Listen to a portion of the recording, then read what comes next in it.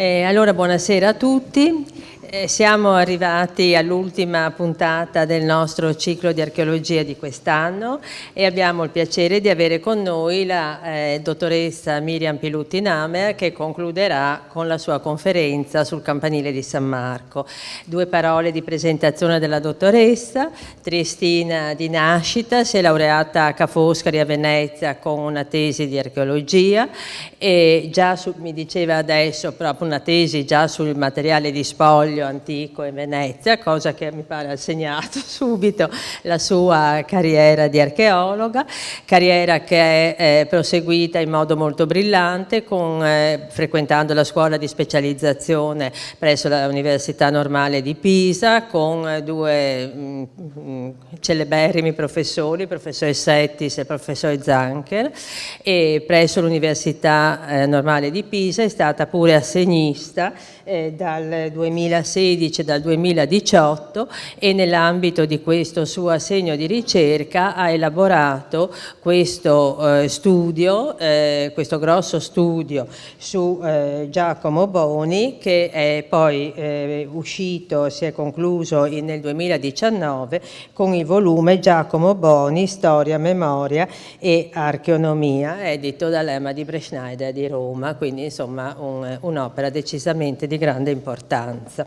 La dottoressa Pilutti-Namer è titolare del corso di archeologia classica presso l'Istituto Veneto di Beni Culturali, dove insegna ai futuri tecnici di restauro e ai restauratori, quindi anche con una, come dire, angolatura molto pratica, direi, molto concreta rispetto così ad altri tipi di insegnamenti che restano magari più teorici. Allora, non posso che augurare buon ascolto a tutti e grazie Miriam, pendiamo dalle tue lampade. Buonasera a tutti. Buonasera a tutti, grazie di essere intervenuti numerosi. Ringrazio Margherita Tirelli, è un onore per me essere qui e presentare un argomento così importante per la storia di Venezia e un archeologo così importante per la storia non solo d'Italia ma anche la storia dell'archeologia globale.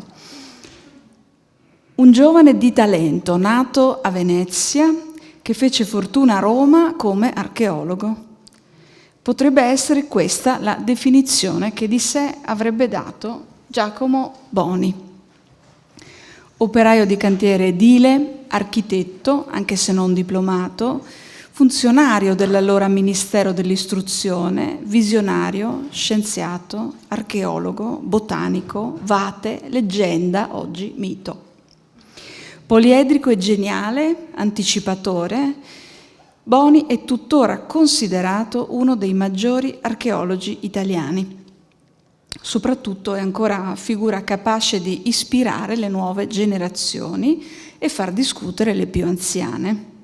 Segno della sua onnilateralità, questa è una definizione di Daniele Manacorda, un tratto che lo accomuna a colui che Boni definì il suo maestro, vale a dire John Ruskin, studioso inglese John Ruskin.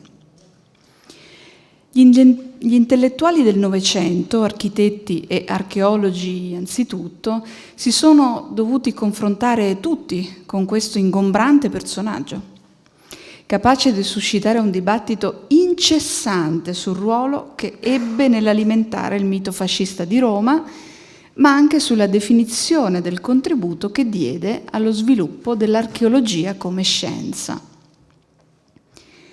Al centro delle numerose interpretazioni dell'operato di Giacomo Boni vi sono la molteplicità semantica dei suoi pensieri, parole e azioni, un tratto ruskiniano che in parte gli fu connaturato e in parte fu acquisito per imitazione.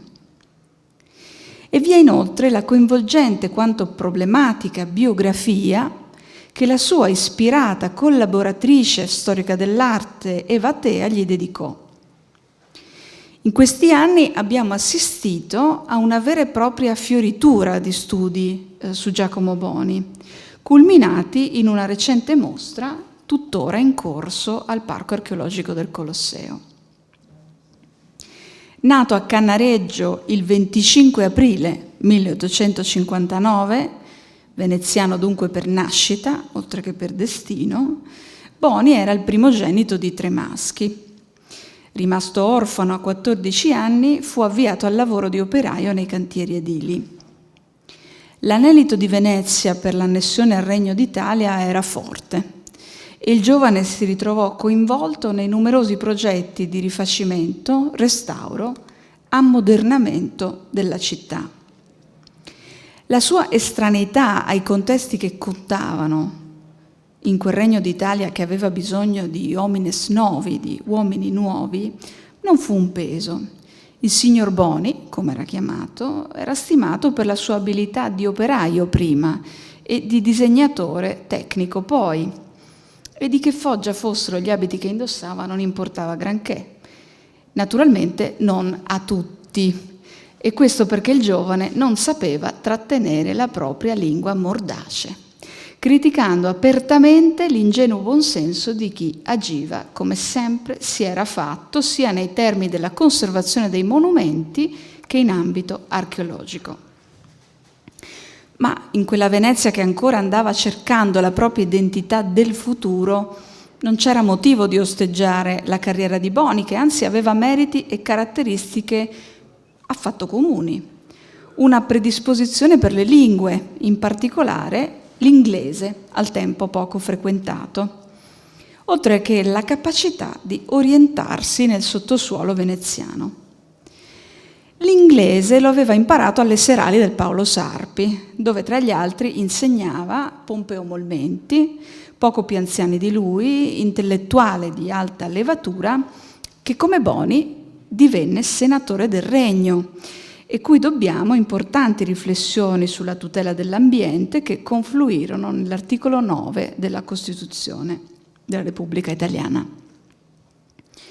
Quanto al sottosuolo di Venezia, il principale interesse di Boni, le ragioni vanno ricercate nelle caratteristiche di una città cantiere, dove ci si andava interrogando con sempre più attenzione sulle origini ingegnerili e architettoniche. Dal 1879, a 20 anni quindi, fu chiamato assistente disegnatore a Palazzo Ducale da Annibale Forcellini e Boni effettuò per la prima volta i rilievi delle fondazioni dell'edificio. E un suo commento sui restauri del monumento fu pubblicato sull'Archivio Storico dell'Arte con lo pseudonimo Italo Timarchi. Sulla stampa si esponeva dunque in modo anonimo. Sulle impalcature di Palazzo Ducale conobbe studiosi e artisti giovani e meno giovani e in particolare collegati ai circoli raschiniani in Italia, tra i quali il pittore Angelo Alessandri, amico per la vita, con cui viaggiò a Pisa per incontrare John Ruskin. Ruskin stesso sostenne economicamente alcuni giovani artisti, tra i quali Boni.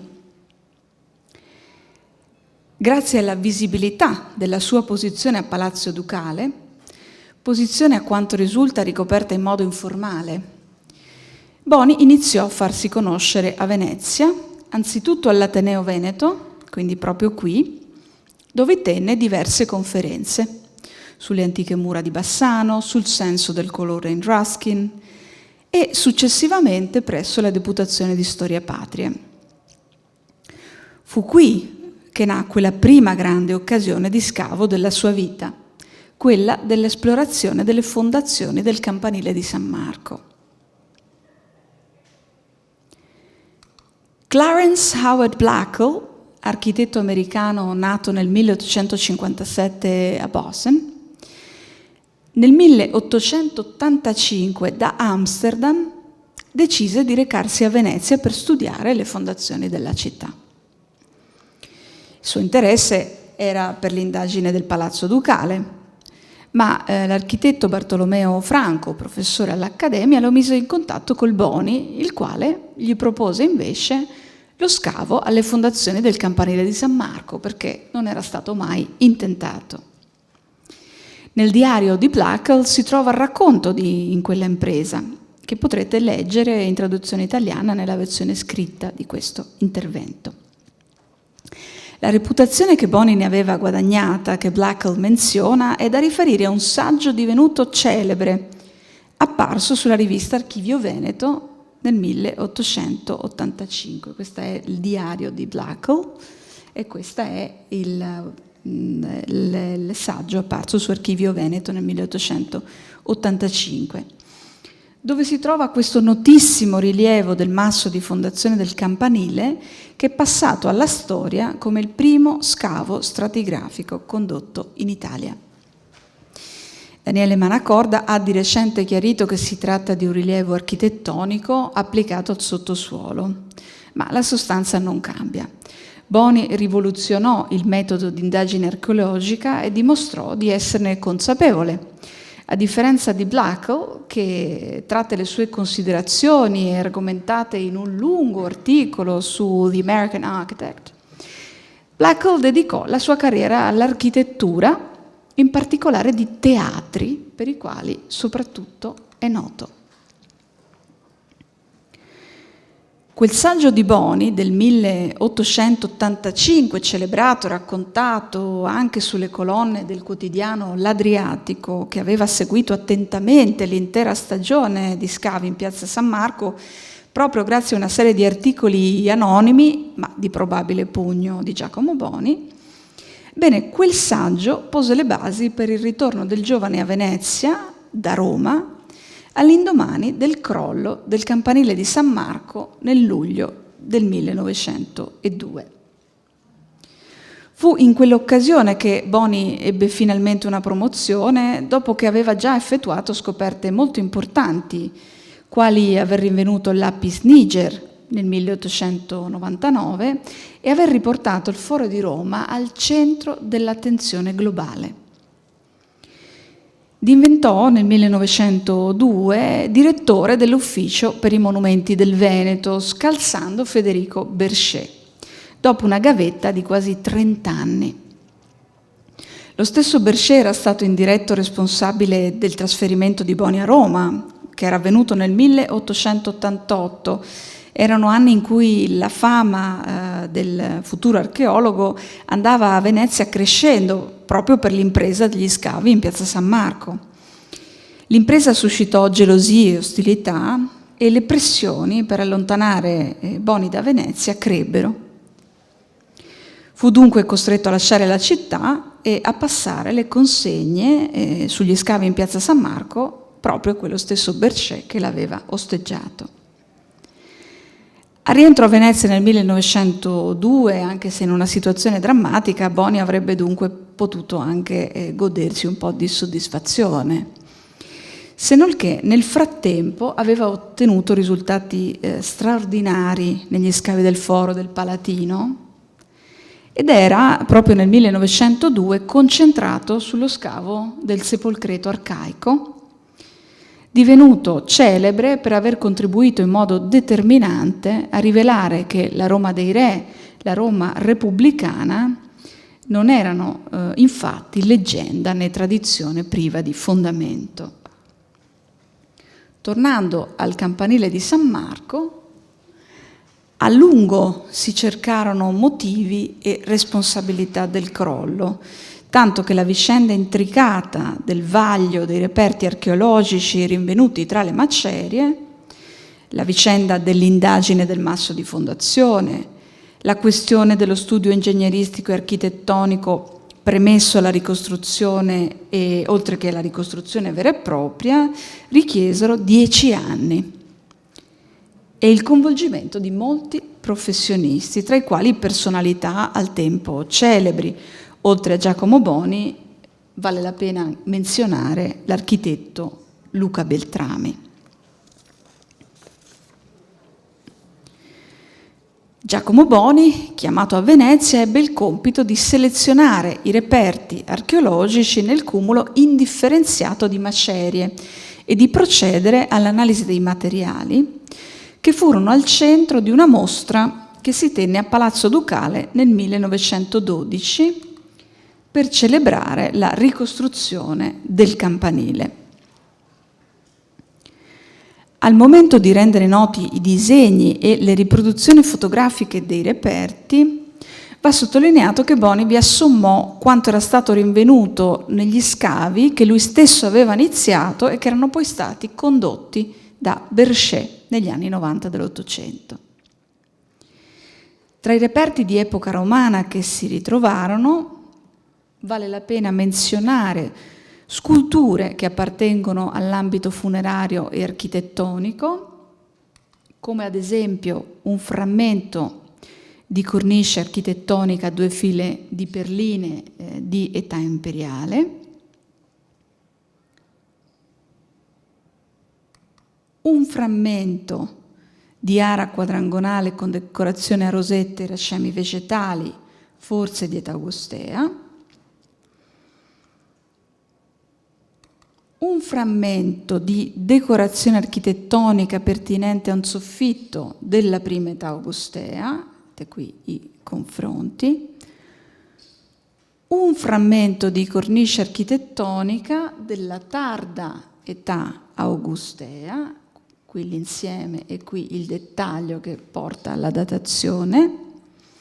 Infine una iscrizione sempre di età augustea che fu reimpiegata tra la fine del V e gli inizi del VI secolo d.C. come cornice architettonica. Vedete il dettaglio,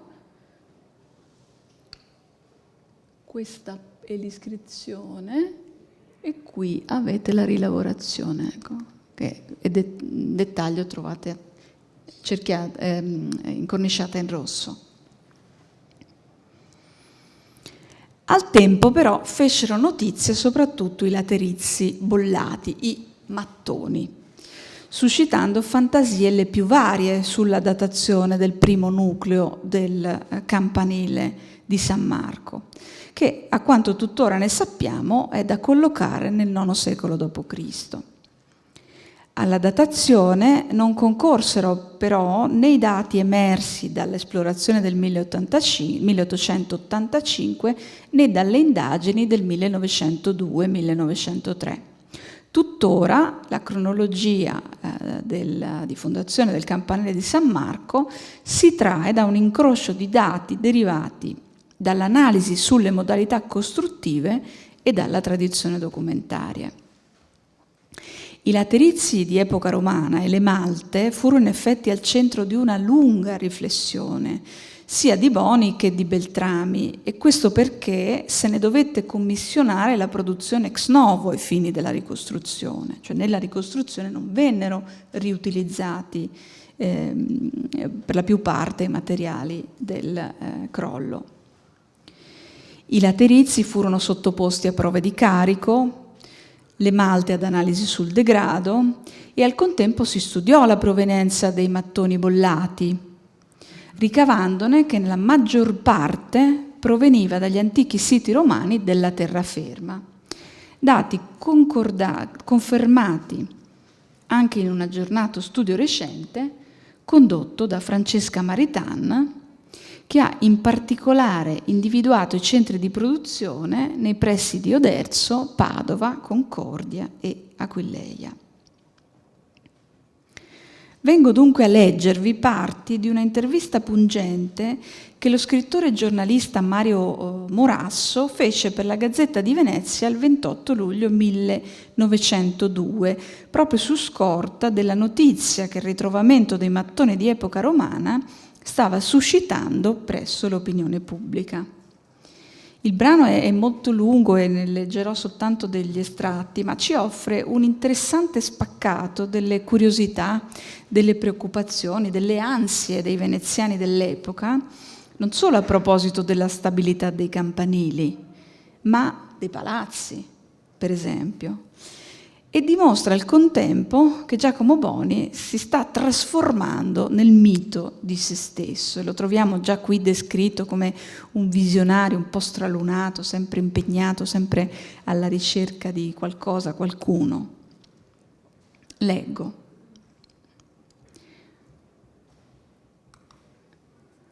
Ho potuto l'altro dì intrattenermi assai lungamente, malgrado la rigorosa consegna che preclude il suo gabinetto ai visitatori, con l'architetto Boni, capo assoluto ora dell'Ufficio regionale per la conservazione dei monumenti. vidi una persona dall'apparenza bonaria, dall'abito dimesso, una giacca di tela, un largo cappello di paglia, che se ne stava fumando mezzo sigaro, con una calma un po' seccata, altezzosa, molto in contrasto con l'ansia timorosa di coloro che gli stavano attorno. Si capisce che tutti sono in venerazione davanti a lui e lo spettacolo è divertente. Io poi, a dire vero, non mi sono accorto di trovarmi di fronte a un uomo che non dorme e che non mangia per le soverchie preoccupazioni. Egli se ne stava assai pacifico col suo mezzo sigaro in bocca, sfogliando distrattamente alcune fotografie allora giuntegli del Foro Romano. Naturalmente la conversazione si avviò subito, invece che sulla rovina del campanile, sugli scavi di Roma, che erano al tempo, fecero una notizia straordinaria. Non deve essere stato molto contento, commendatore, di dover abbandonare i suoi lavori nel Foro, proprio adesso che si promettevano tante importanti scoperte. Gli ultimi scavi, infatti, egli mi ha risposto, hanno dato risultati notevoli. Ho trovato una necropoli e gli studi avviati promettono che essa fornirà un prezioso materiale alla storia. Il discorso sulle antichità romane, che continuò ancora per un breve tratto, ci portò sull'argomento dei famosi mattoni romani, che sempre in maggior numero si rinvengono tra le macerie del campanile e dei quali alcuni tipi più storicamente degni di nota sono stati scelti e portati nel gabinetto di Boni per un'osservazione più diligente. «Ecco un mattone imperiale di Antonino Pio», mi disse il Boni, mostrandomi un frammento di mattone di un bel colore rosso acceso e di fibra compatta e salda come di sasso.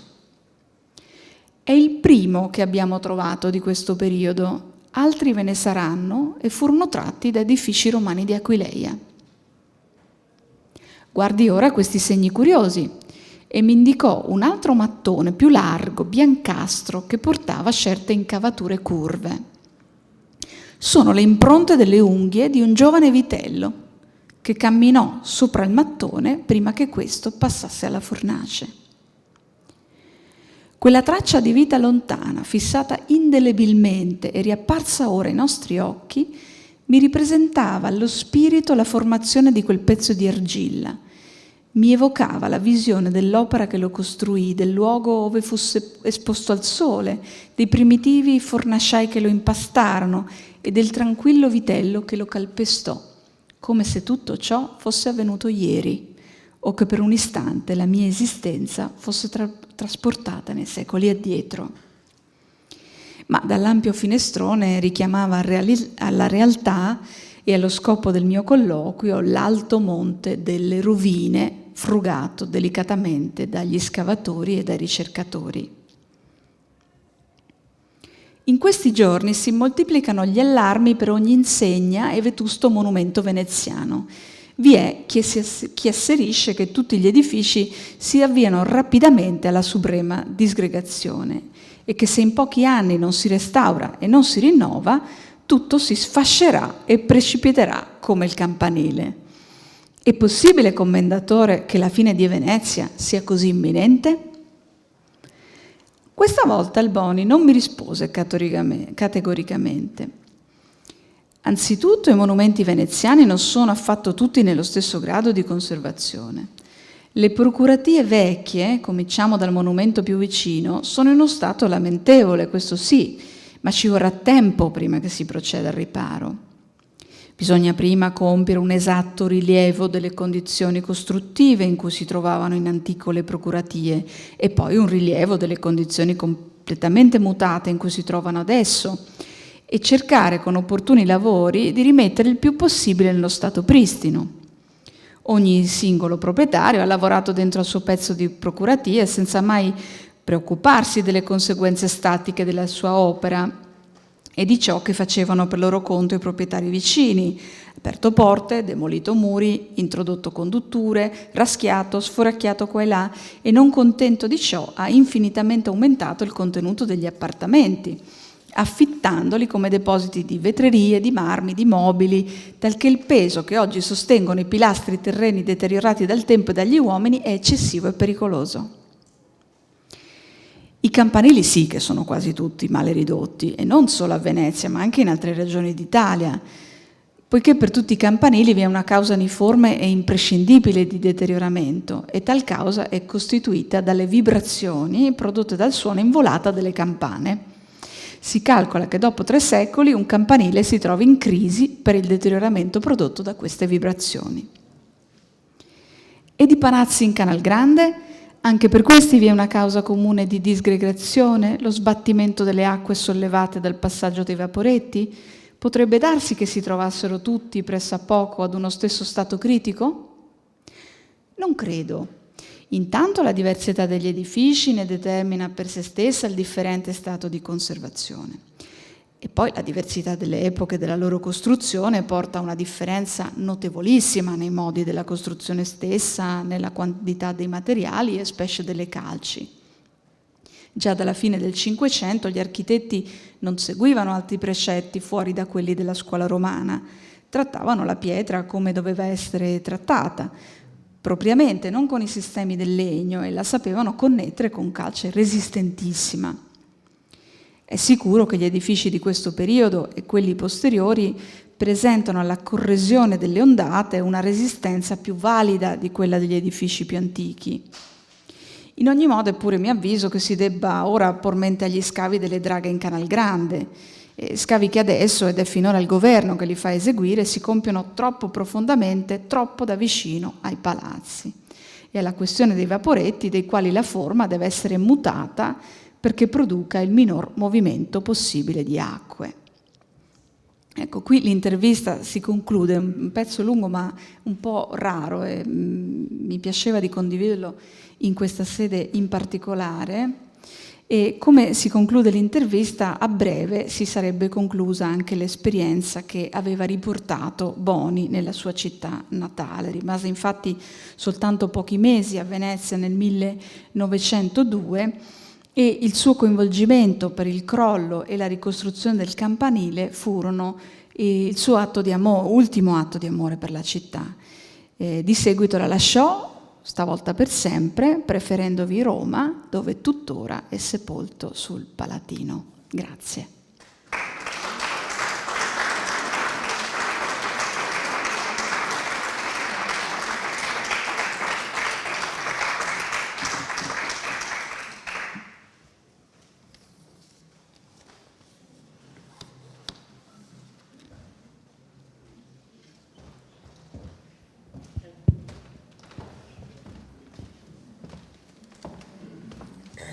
Grazie di questa rassegna dell'attività di Giacomo Boni, di queste vedute del crollo del campanile di San Marco e del suo coinvolgimento veneziano, oltre che del suo grosso coinvolgimento romano nel Foro, nell'Apis Niger e tutto quello che ne consegue.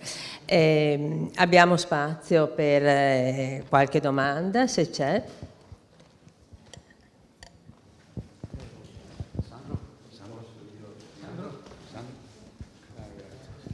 No, congratularmi per la relazione molto, molto brillante, anche, ha toccato anche, come dire, argomenti anche nuovi per l'occasione.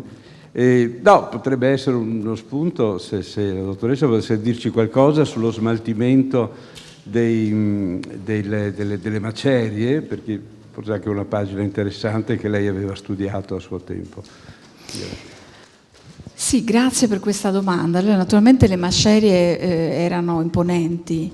Devo dirvi a proposito che i reperti purtroppo sono ancora perduti. I reperti che furono rinvenuti, che vi ho mostrato, non siamo ancora riusciti a ritrovarli, perché fu una vicenda molto complessa quella di smaltimento. Una parte dei materiali ritenuti inservibili fu inabissata alle bocche di porto del Lido, e sarete forse stati informati di una recente iniziativa a cura di un'associazione del Lido Oro Benon, perché sono stati ritrovati alcuni frammenti di questo inabissamento, perché sono confluiti sulla spiaggia del Lido.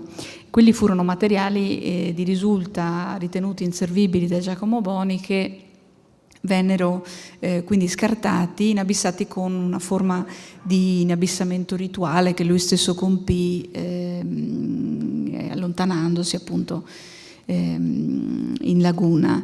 Invece i materiali selezionati furono documentati con grande attenzione, avete visto ci sono i disegni, ci sono le lastre fotografiche, sono materiali molto bene documentati.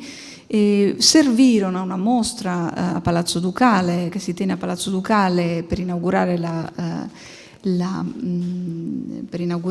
la riedificazione del campanile stesso. C'è il catalogo della mostra che li testimonia ancora presenti lì. Purtroppo poi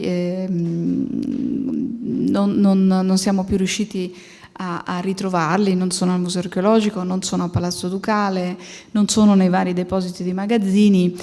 Giacomo Boni aveva proposto che fosse realizzato un piccolo museo dentro la loggetta, proposta che non fu accolta, per cui diciamo che io vi ho mostrato questi frammenti, ci sono anche tutti i laterizi, una parte dei laterizi bollati è stata ritrovata, quindi la dottoressa Maritana ha studiato tutti i laterizi traditi da questa ricca documentazione, però ha potuto rinvenire solo una piccola parte dei laterizi bollati, e poi ci sono anche le iscrizioni che ha studiato Lorenzo Calvelli, che ringrazio perché è stata l'anima di questa iniziativa, è lui che ci ha segnalato l'esistenza di queste lastre fotografiche, di cui siamo potuti, abbiamo creato un piccolo gruppo di lavoro che ha studiato le diverse componenti dei materiali emersi e appunto da una parte quindi il vaglio dei materiali, l'inabissamento, la selezione, dall'altra la preparazione dei materiali nuovi, e quello portò un grande dibattito tra Giacomo Boni, Luca Beltrami, anche Massimiliano Ongaro, perché c'era un'attenzione mediatica eccezionale, anche oggi sarebbe eccezionale, cioè l'intero mondo guardava a Venezia e guardava a questa riedificazione, e quindi si fecero moltissime prove per stabilire che pasta per il laterizio, in modo che reggessero il peso. Lo shock veramente fu importante nella comunità veneziana, ma più d'ampio raggio si raccolsero fondi praticamente da tutto il mondo, anche grazie al fatto che Boni era molto noto a livello mondiale per i suoi successi al foro di Roma. E forse c'è un'altra questione che è stata fonte di grande dibattito e lo è in un qualche modo tuttora, è stato questo grande smaltimento di tutti i materiali, chiaramente non questi mattoni scritti, non i materiali che avevano una valenza architettonica, però abbiamo visto quello che era la montagna dei detriti del campanile di San Marco, e quindi, come appunto tu ci stavi dicendo, questo smaltimento quasi rituale di tutto questo materiale, forse magari vale la pena un po' di riraccontarlo. Sì, l'idea di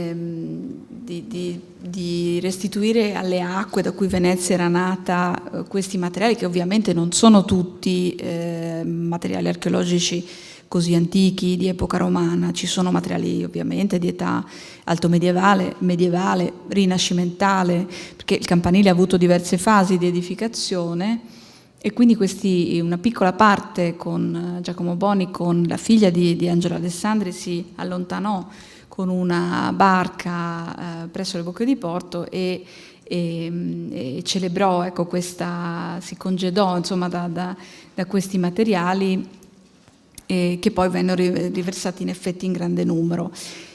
Solo i materiali di scarto però, perché aveva utilizzato tutti i depositi possibili per i materiali selezionati, quindi è vero che si può discutere di questa scelta, che oggi senz'altro non faremmo, però stavano lavorando con grande pressione per la ricostruzione. E quindi in 6 mesi riuscirono a sgomberare le macerie, anche perché questa enorme massa di materiali si temeva potesse compromettere l'equilibrio statico della piazza nel suo complesso. E poi si procedette anche al rifacimento vedete che si era appunto fessurato, si era distrutta una parte della biblioteca marciana, che poi fu invece ricostruita con anche la riproposizione dei dipinti da parte di Filippo Lavezzari, che è un argomento che ha studiato di recente Margherita Mittone. È molto interessante anche questo. Ci fu appunto oggi diremo un lavoro d'equipe che presiedette la ricostruzione con oggi la chiameremo una governance mista, ente locale,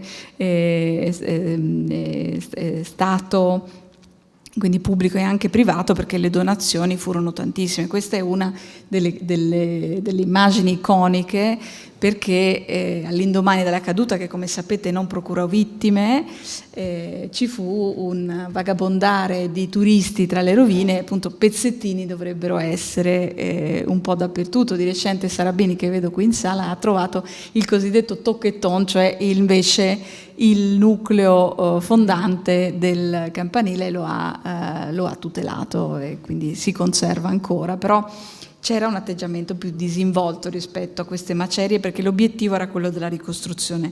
Cioè, in effetti l'occasione, questo ha stupito molti di coloro che conoscono la precisione di Boni, soprattutto la precisione per la documentazione, che avesse avuto così fretta, avesse perso questa occasione di studiare anche la cronologia dei reperti, di studiare anche il crollo di per sé, ma vi ho mostrato cosa stava facendo a Roma. Ecco, avete visto qual era l'impegno, la mole dell'impegno a Roma con lo scavo del Sepolcreto, col quale ha cambiato la storia. Quindi c'era questa urgenza di tornare a Roma per non perdere il suo posto lì, perché c'era, come era stato allontanato da Venezia per gelosie, c'erano gelosie anche a Roma, per cui il fatto che fosse tornato a Venezia era stato anche visto come la possibilità di allontanarlo, ecco. Ma è vero, c'è qualcuno che ha detto di recente, perché di recente, oltre a questa mostra a Roma, è uscita un'altra biografia che è seguita al libro che io ho scritto. C'è un crescente interesse per questa figura, e qualcuno ha detto meriterebbe un film, una fiction. Ecco, è vero, forse è una di quelle figure che meriterebbero una componente romanzata, ecco, della sua vita, perché tra gli archeologi italiani è probabilmente colui che più ha alimentato la nostra immaginazione, che nei termini dell'archeologia è sempre piuttosto fervente. Perché in pratica un autodidatta? Sì, un autodidatta, un operaio specializzato con talento, ecco, tra l'altro sostenuto da John Ruskin. Vi ho mostrato, questo è uno dei suoi disegni, qui aveva 26 anni, e vedete anche il disegno di Blackwell, che era un architetto, lo vedete qui, questo è il suo disegno. Ecco, tra i due disegni non c'è paragone. Il disegno del giovane veneziano autodidatta, che poi aveva seguito i corsi all'Accademia, ma non conseguì il diploma. È molto più preciso, ecco, mostra tutta la sua attenzione per i materiali, per i vari corsi. In più era stata sua l'idea di scavare lì. Ecco, dopo la sua esperienza al Palazzo Ducale, che era molto interessante per Blackwell, perché ne aveva sentito parlare, i restauri erano in corso, fu l'idea di Boni di utilizzare i fondi, perché fu in buona parte finanziato da Blackwell con fondi di una borsa di studio americana e dalla Deputazione.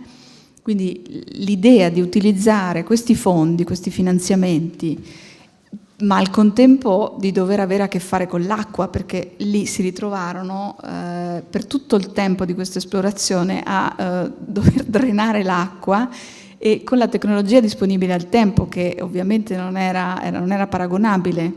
E fu un'impresa straordinaria, è raccontata in tutti i manuali di storia dell'archeologia, giustamente. Mi sembra che a Venezia siamo sempre un pochino, diciamo, indietro rispetto alla consapevolezza dell'importanza di questo grande veneziano che non ha nemmeno più la sua targa Canareggio che ne ricordava la nascita. Ma appunto era stato anche in parte sostenuto proprio da John Ruskin, che era solito finanziare degli artisti, in particolare per avere disegni, coppie di architetture, pitture che erano per lui interessanti. E Boni, ecco, Ruskin ne parla anche come di un artista di talento. Sui disegni di Boni ci sono tanti problemi, nel senso che ce ne sono veramente pochi, e quindi anche quanto fondamento abbia questo apprezzamento di Ruskin noi in realtà non riusciamo a provarlo, però diciamo che l'apprezzamento ci fu anche l'apprezzamento di Annibale Forcellini, che dirigeva i lavori di Palazzo Ducale. Quello che ho sempre trovato molto bello è anche questa solidarietà tra veneziani, cioè il ragazzo aveva perso il padre e l'amico del padre lo raccomandò a Forcellini, che lo prese a Palazzo Ducale come assistente disegnatore. Era bravo, però c'è anche questa solidarietà, questa chiamiamola rete che lo aiuta anche ad emergere e poi insomma con il frutto del suo lavoro manterrà i fratelli che potranno affermarsi, studiare. È una bella storia veneziana, ecco, questa, al di là di essere così importante dagli Stati Uniti al Giappone, ci sono un po' eredità ovunque di Giacomo in Irlanda, piuttosto che è stato un grande anticipatore e forse non è un caso che sia stato un veneziano, non per partigianeria, ma perché questa città unica nell'osservazione del sottosuolo veramente gli aveva fatto capire che a volte basta un'intuizione su una possibile identificazione di un'area interessante per trovare, e questa è stata la vicenda al Foro, è stato così, lui faceva queste esplorazioni quasi sicuramente autonome, quasi sicuramente non autorizzate, e grazie a queste sue esplorazioni, che poi trovava il modo di giustificare, perché comunque era anche molto attento a tutti gli aspetti politici, di finanziamento, andava sempre col senno di poi e riusciva sempre a convincere che lo scavo era necessario, era opportuno, bisognava proseguire, bisognava finanziare. Quindi ha avuto questa capacità, devo dire, lungimirante anche rispetto alla professione per come è oggi. Io volevo... Scusa, una domandina facile. Hai mostrato dei disegni fatti dal Boni del campanile di San Marco, che si sono visti prima, e mi sembra molto più sottile rispetto a quello che conosciamo noi fin da bambini. Cioè hanno cambiato le dimensioni del campanile quando è stato ricostruito? Diciamo che il masso è rimasto il medesimo, sì. Però poi il campanile è stato ricostruito identico. Identico a quello precedente? Identico. C'è stata un'interrogazione parlamentare, sì, dove a gran voce si è chiesto com'era, dov'era. Sì, ma dalle immagini, non so se avete visto, dei disegni si vede che mostrato, la prospettiva, si vede evidentemente che sembrava molto più... E poi un'altra domanda, è crollato tante volte il campanile di San Marco o è l'unica volta? L'unica volta. L'unica volta. Grazie mille. Grazie a lei. Io invece, se posso... Io fare una domanda, cioè io più che una domanda, io volevo come dire, fermarsi un momento su quello che tu ci hai detto della datazione del campanile di San Marco, che è emersa dalla cognizione, diciamo, di questo materiale del crollo, e tu hai parlato del IX secolo, cioè il IX secolo. Nell'ambito del IX secolo si assiste quindi alla prima costruzione del campanile di San Marco. Allora IX secolo vuol dire 800 e qualche cosa dopo Cristo, quindi siamo obiettivamente in un momento molto antico in cui c'è una prima basilica di San Marco, anche lì con molti punti di domanda, con molta poca conoscenza da parte nostra. Il campanile nasce forse come torre di avvistamento, perché è, come abbiamo sentito 2 volte fa dal professor Sperti, come posso dire, la valenza della piazzetta che poi viene stigmatizzata dalle 2 colonne, è una valenza anche proprio topografica, è il punto di approdo davanti a quello che sta per diventare il centro del potere ecclesiastico di Venezia. Quindi questa nascita di questa torre nell'Ottocento e qualche cosa a me fa molta impressione, penso un po' a tutti quanti, perché pensiamo che in fondo questo campanile, questa torre deve essere un po' sorta, sì, con delle strutture architettoniche, pseudo-architettoniche attorno, ma con grandi paludi anche attorno, quindi ci immaginiamo questa primo campanile, questa prima torre che diventerà poi il simbolo della piazza in qualche modo insieme alla basilica, già in un'epoca estremamente risalente. Allora io mi chiedevo, da questa stratigrafia, da archeologa, mi chiedevo da questa stratigrafia quali sono i dati che sono emersi, o se ci sono dei dati che sono emersi che ci possano dare conto di questa datazione o che in qualche modo ci possano aiutare a collocare cronologicamente la costruzione del campanile? E questa è una gran bella domanda, perché ovviamente questi sono dei materiali che ci possono dare dei termini di riferimento, ma non ci aiutano purtroppo nella datazione precisa, anche perché i materiali che vi ho mostrato non sappiamo esattamente da dove siano stati tolti. Quindi quello che sappiamo è che c'è l'iscrizione che era impiegata a rovescio dentro il masso, e quindi sappiamo che appunto dopo l'età romana, però cioè dopo l'età romana imperiale costruito questo campanile, ovviamente. Però effettivamente è stato un po' trascurato il dato archeologico in questo senso. Non è nemmeno mai più stata fatta un'esplorazione così come è stata condotta nel 1885. I dati relativi agli scavi degli anni 90 di Piazza San Marco li ha pubblicati soltanto il Berchet in un articolo.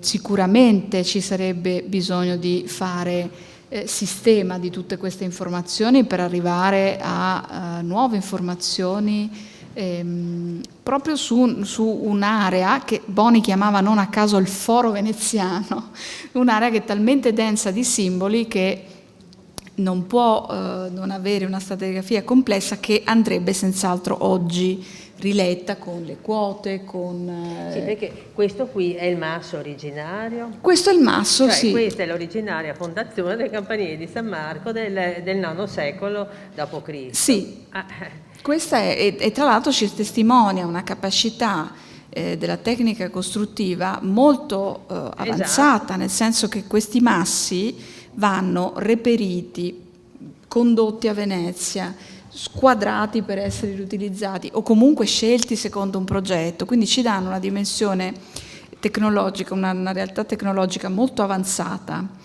C'è uno scavo importante per questo masso. Certamente no, ma infatti c'era anche qualche malalingua che diceva che aveva compromesso l'equilibrio statico del campanile. Non credo, perché sapete che l'area fu interessata da moltissimi lavori, c'erano anche addossate tutta una serie di piccole architetture al campanile stesso, che il processo di liberazione di Piazza San Marco è stato lento e progressivo. Ma l'intuizione era corretta. Quello che sarebbe molto importante oggi sarebbe leggere tutti questi lavori, ma appunto con Sara Bini, che è qui, funzionaria della soprintendenza di Venezia, ne abbiamo parlato, di vedere insieme i rilievi delle fondazioni di Palazzo Ducale, le fasi considerate di IX secolo della Basilica di San Marco. Questo scavo al campanile, la documentazione sui cosiddetti scavi Berchet, perché Boni ce l'aveva in testa e al Foro è riuscito a disegnare tutto, a Venezia no, per via di queste interruzioni, però ce l'aveva in mente e diciamo che aveva le quote, se le teneva a mente, però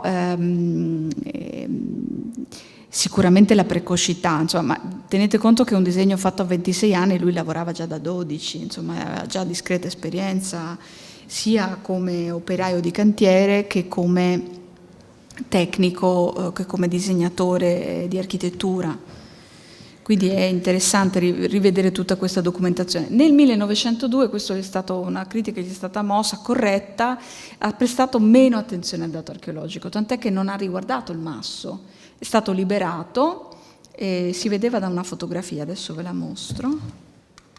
Ecco, è stato semplicemente liberato e a partire da lì si è ricostruito.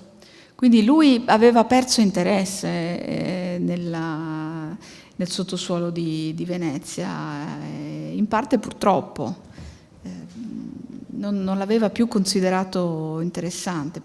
Poi non si occupò appunto nemmeno di seguire questi reperti che attualmente sono ancora perduti, ma non disperiamo di ritrovarli, non possono essere andati tanto lontano, solo che in tutte le vicende amministrative, che sapete che ci sono stati molti passaggi, evidentemente sono stati collocati da qualche parte dove non li stiamo ancora identificando.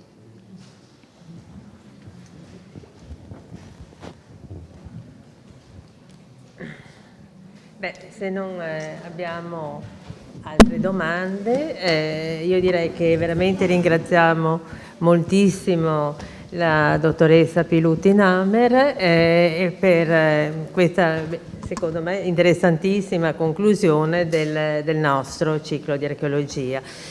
Io approfitto anche per dire che grazie alla Presidenza dell'Ateneo Veneto i testi delle conferenze di questo ciclo e del ciclo precedente Vetro e Archeologia verranno riuniti nel prossimo volume della rivista Ateneo Veneto, che quindi sarà rivolta, diciamo, unicamente all'archeologia e quindi conterrà i testi di questi ultimi 2 cicli di archeologia. Per me è una gran bella notizia e quindi potremmo disporre a fine anno insomma, di questo volume archeologico dell'Ateneo Veneto. Bene, con questo grazie a tutti e appuntamento all'anno prossimo. Quindi.